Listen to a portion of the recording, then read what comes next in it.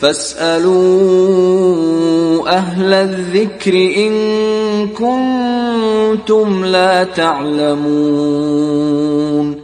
میاں بیوی کے درمیان اختلاف ہو گئے، اللہ نہ کرے،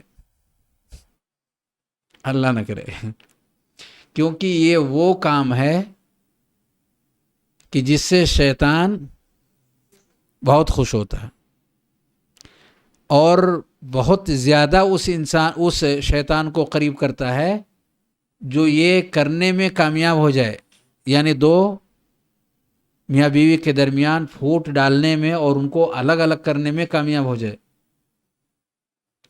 تو یہ بہت ہی خطرناک معاملہ ہے اور شیطان کے نزدیک سب سے بہترین کام ہے، سب سے اعلیٰ درجے کا کام ہے۔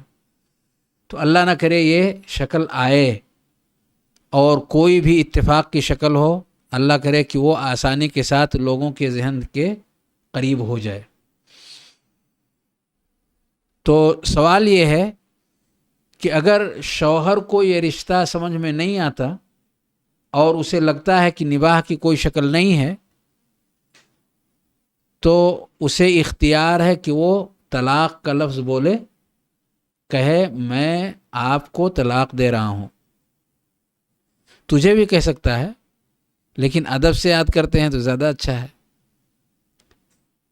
یعنی بیوی کو ادب سے کہہ سکتے ہیں میں آپ کو طلاق دے رہا ہوں۔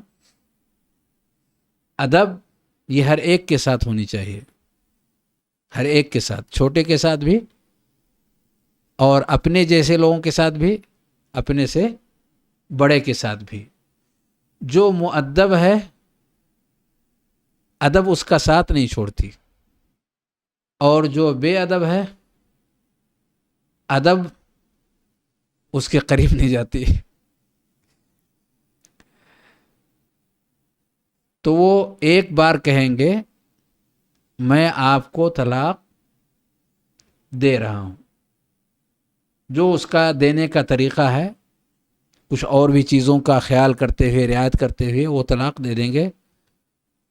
اور طلاق دینے کے بعد کیا ہوگا دونوں کے درمیان؟ طلاق دے دیا، کیونکہ نباہ کی شکل نہیں ہوئی۔ نباہ کرنے کی شکل کی جتنی بھی شکلیں تھیں سب پر غور کی گئی، اور بظاہر ایسا لگا کہ ہم دونوں کا ایک ساتھ نباہ نہیں ہو سکتا، اور شوہر نے آگے بڑھ کر کے اس حالت میں جو کہ طہر کی حالت ہے، عورت کی پاکی کی حالت ہے، حالت حیض سے نہیں ہے، اور افضل اور بہتر یہ ہے کہ اس میں وہ ملا بھی نہ ہو بیوی سے حیض سے فراغت کے بعد، ایک بار کہے میں آپ کو طلاق دیتا ہوں، ایک بار صرف کہے میں آپ کو طلاق دیتا ہوں۔ یہ طلاق دینے کا پیارا طریقہ ہے، مسنون طریقہ ہے، جو نبی کریم صلی اللہ علیہ وسلم سے ثابت ہے۔ تو اس طور پر دونوں کے درمیان کا جو رشتہ تھا عقد نکاح، وہ عقد ختم ہوتا ہے جب وہ کہتا ہے میں آپ کو طلاق دے رہا ہوں، تو ایک طلاق واقع ہو جاتی ہے۔ لیکن طلاق دینے کے ساتھ ساتھ کچھ اور احکامات وہاں پہ شروع ہوتے ہیں، ان میں سے ایک عدت ہے۔ تو عورت اگر حیض والی ہے تو 3 حیض تک وہ انتظار کرے گی، یعنی عدت گزارے گی۔ 3 حیض وہ عدت گزارے گی، یعنی ابھی حالت طہارت میں ہے تو 3 حیض کیسے پورا ہوگا؟ حالت طہارت کے بعد کیا آئے گا؟ حیض آئے گا۔ کاؤنٹ میں کون سا نمبر ہوگا؟ یہ پہلا حیض ہوگا۔ اس کے بعد پھر طہارت آئے گی، پھر دوبارہ حیض آئے گا، یہ کاؤنٹنگ میں دوسرا حیض ہوگا، پھر وہ پاک ہوگی اور پھر اسے حیض آئے گا۔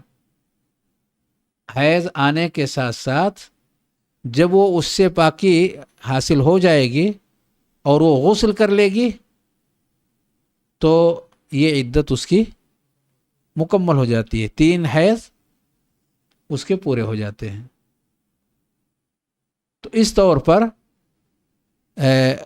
جو والمطلقات یتربصن بانفسہن ثلاثۃ قروء کہا گیا ہے، یعنی 3 حیض کا وہ انتظار کرے، تو اس طور پر اس کا یہ 3 حیض مکمل ہو جاتا ہے۔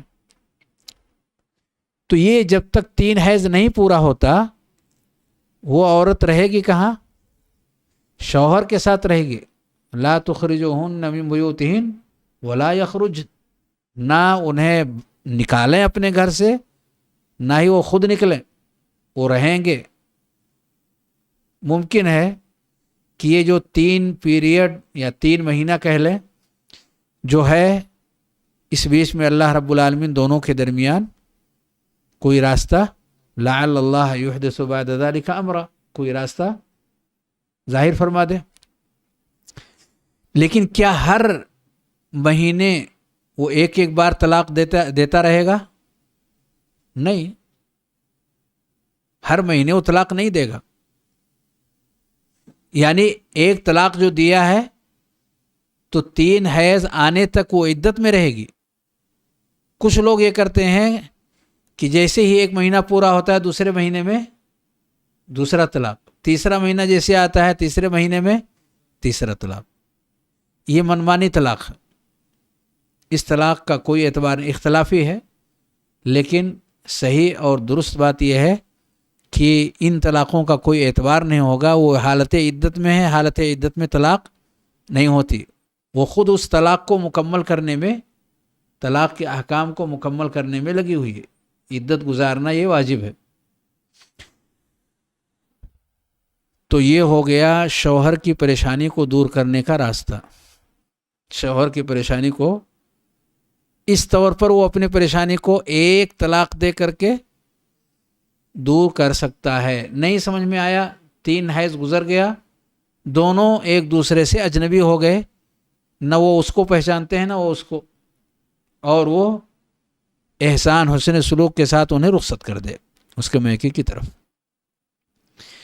تو شوہر کی پریشانی اس راستے سے ہلکی کی جا سکتی ہے اور دونوں جدائی احسن طریقے سے حاصل کر سکتے ہیں۔ پریشانی اگر شوہر کو نہیں بیوی کو ہے تو وہ کیسے اس پریشانی سے اپنے آپ کو دور کرے؟ کیا سسٹم اور طریقہ شریعت نے دیا ہے؟ خلا کا دیا ہے، خلا کا طریقہ، یعنی وہ طلب کرے اپنے شوہر سے کہ آپ ہمارے درمیان کی اس رشتے کو جو کہ عقد ہوا ہے اسے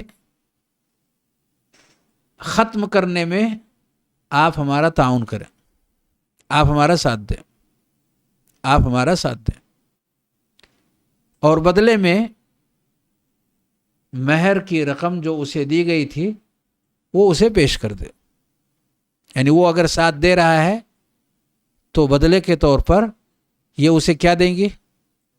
مہر کی رقم، جو بھی چیز مہر میں انہیں دی گئی تھی وہ انہیں واپس کر دیں۔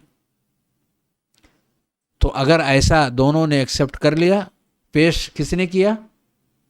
عورت نے۔ شوہر سے کیا کہا؟ ہم آپ سے علیحدگی چاہتے ہیں، ہمارے درمیان کچھ بہتر نہیں چل رہا ہے اور بظاہر لگتا نہیں ہے کہ ہم آپ کے ساتھ سیٹ ہو سکیں گے، زندگی گزارنے کا کوئی راستہ کلیئر نہیں ہو رہا ہم دونوں کے درمیان، ہم الگ ہونا چاہتے ہیں آپ سے، آپ ہمارا ساتھ دیجیے، الگ ہونے میں آپ ہمارا ساتھ دیں، ہم آپ کے حق مہر واپس کر دیتے۔ اگر وہاں کہتے ہیں تو یہ خلا واقع ہو جاتی ہے۔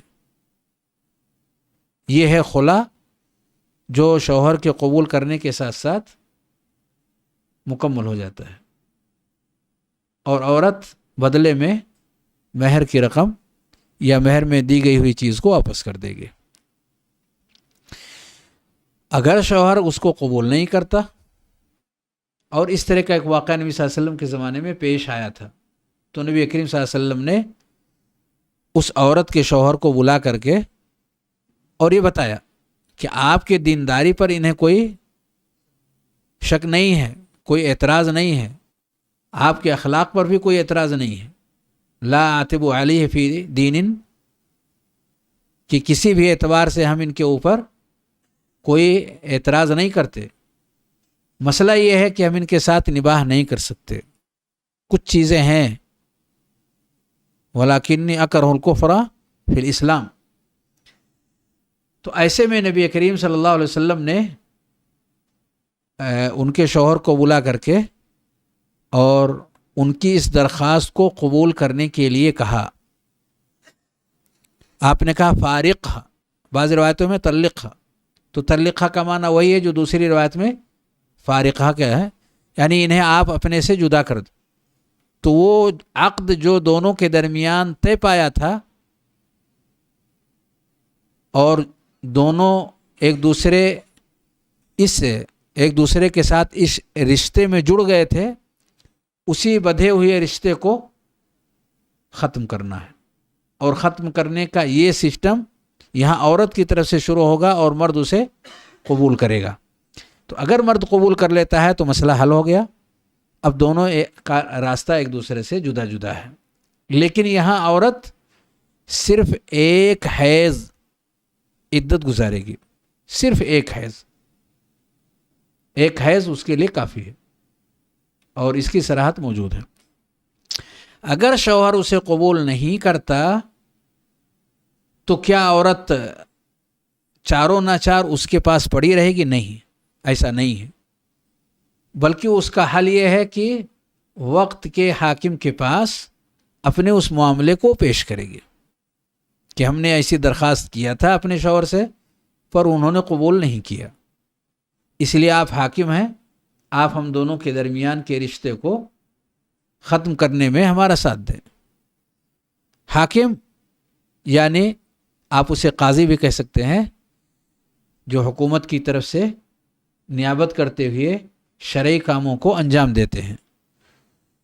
تو وہ قاضی ان کی اس درخواست کو قبول کر کے اور شوہر کو بلا کر کے دونوں کے درمیان رشتے کو ختم کرنے کا اعلان کر دیتے ہیں کہ آپ دونوں کے درمیان ہوا رشتہ ختم کیا جا رہا ہے. عورت کی اس طلب پر اسے ختم کیا جاتا ہے اور بدلے میں وہ مہر انہیں دے دی جائے گی. اگر وہ نہیں بھی آتے ہیں تب بھی قاضی اپنا یہ فیصلہ کچھ گواہوں کی موجودگی میں یہ فیصلہ اپنا وہ کرنے کے مجاز ہیں، کر سکتے ہیں، اور اس کی اطلاع تحریری یا زبانی طور پر شوہر کو پہنچا دی جائے گی تاکہ انہیں اس کا علم ہو سکے کہ ہمارے درمیان کا جو رشتہ تھا وہ ختم کیا جا چکا ہے. ظاہر سی بات ہے ہم جس ملک میں ہیں یہاں یہ سہولت ہر جگہ فراہم نہیں ہے دارالقضاء کا. کچھ جگہوں پر انتظام ہے لیکن بہت ساری جگہوں پر انتظام نہیں ہے.